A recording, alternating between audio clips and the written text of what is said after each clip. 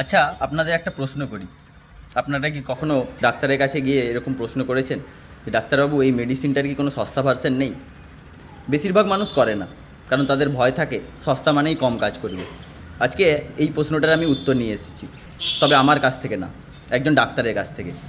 ইনি আমার ছোটোবেলার বন্ধু রামানুজ, বর্তমানে বর্ধমান মেডিকেল কলেজে এমডি করছেন। হ্যাঁ, তো এনার কাছ থেকেই আমরা আজকের আপনাদের যে জেনেরিক সম্বন্ধে যে ডাউটগুলো থাকে সেগুলো আজকে এনার কাছ থেকে জেনে নেব। তো সরাসরি ডাক্তারবাবুর কাছে চলে যাব, রামানুজের কাছে। প্রথম প্রশ্নে আমাদের, তো প্রথম প্রশ্ন যেটা মানুষের মধ্যে থাকে যে জেনেরিক আর ব্র্যান্ডেড মেডিসিনের মধ্যে আসল পার্থক্যটা কোথায়? দেখুন, পার্থক্য খুব যে একটা আছে তা নয়, এবং যদি অ্যাক্টিভ ইনগ্রেডিয়েন্ট সেম থাকে এবং কোনো মডিফিকেশান ফার্দার না থাকে তাহলে তো এক।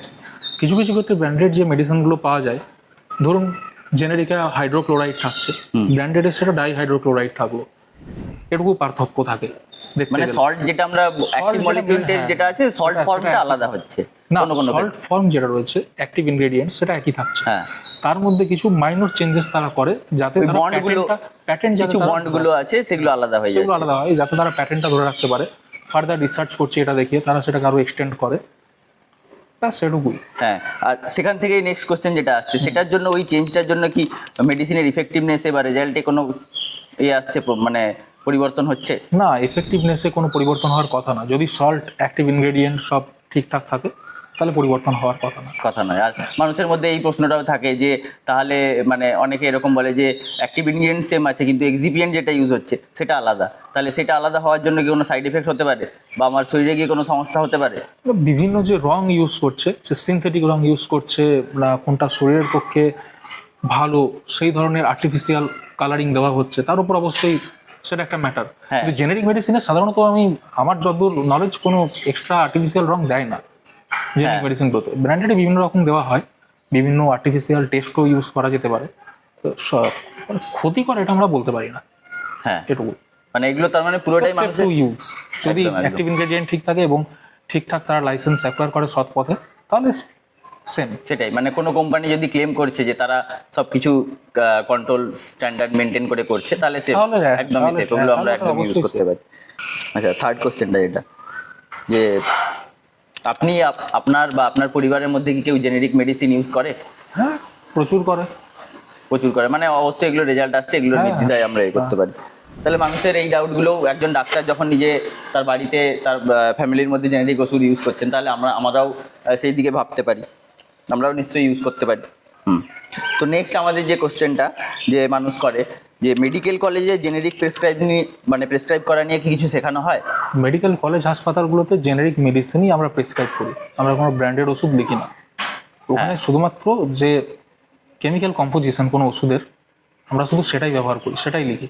হ্যাঁ, সেটাই, মানে আমাদের যখন মেডিকেল পড়ানো হয় তখন আমাদেরকে ওই মলিকুলগুলোই পড়ানো হয়, আমরা ব্র্যান্ড নেম জানতে পারি না।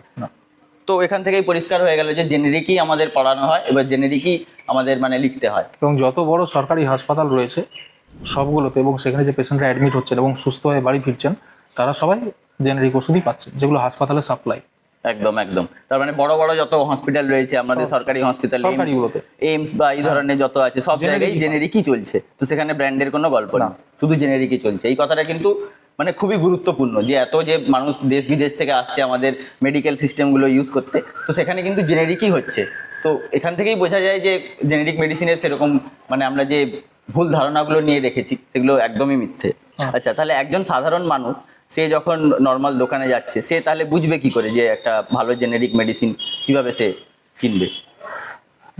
সে তার তো চেনার কোনো ব্যাপার নেই এক্ষেত্রে। ওষুধ যেগুলো সরবরাহ হয় সেগুলো অবশ্যই তারা রিকোয়ার্ড লাইসেন্স এবং পারমিশন অ্যাপ্রুভাল সব কিছু নিয়েই দোকানে আসছে, তো তার উপরেই তাকে ভরসা করে থাকতে হবে। এরপরে কখনো কখনো আমরা দেখি টিভিতে যেরকম দেখায় যে কিছু ওষুধ কোয়ালিটি টেস্ট ফেল করেছে, সেটা জেনেরিকও হতে পারে আবার ব্র্যান্ডেডও হতে পারে। অনেক ব্র্যান্ডেড ওষুধ মাঝে মাঝে কোয়ালিটি টেস্টে ফেল করে যায়, সেগুলো আমরা প্রায় টিভি খুললে দেখতে পাই। সেটা তো সাধারণ মানুষ হিসেবে আমরা তো বুঝতে পারবো না, ওগুলো একদম টপ মোস্ট লেভেল থেকে হচ্ছে, ওগুলো আমাদের ধরাছোঁয়ার বাইরে। যখন আমরা জানতে পারবো আমরা তখন ওষুধ দোকানগুলোতে সেরকম সার্কুলার যাবে, তারা সেই ওষুধগুলোকে তাদের স্টক থেকে বাদ দিয়ে দেবে। হ্যাঁ, এছাড়া আমাদের করণীয় আমাদের হাতে কিছু নেই। কিন্তু ইন জেনারেল আমরা বলতে পারি যে হ্যাঁ, এগুলোতে আমরা বিশ্বাস করতে পারি, একদম করতেই হবে। করতেই হবে। আমার যে অডিয়েন্স আছে, যারা আমার বেসিক্যালি অডিয়েন্স যারা, তারা সিনিয়র সিটিজেন বেশিরভাগ যারা আছে, মোস্টলি তারা 45+ এজের। তো তারা রেগুলারলি মেডিসিন নেয়, তাদের রেগুলারলি একটা মানে হেলথের পেছনে একটা মানে সিগনিফিক্যান্ট অ্যামাউন্টের টাকা যায় হেলথের পেছনে। তো সেই সমস্ত অডিয়েন্সকে আপনি কি বলবেন? হ্যাঁ, আপনাদের ব্র্যান্ডেড ওষুধ, পার্টিকুলার যে ব্র্যান্ড লেখা হচ্ছে, শুধু সেটা কিনতে গিয়ে আপনার যদি মনে হয় যে প্রচুর খরচা হয়ে যাচ্ছে, আপনারা সেম কেমিক্যাল কম্পোজিশনের জেনেরিক ওষুধ চোখ বন্ধ করে কিনতে পারেন। Thank you for your time, বং ত্রিবেকে সময় দেওয়ার জন্য ধন্যবাদ।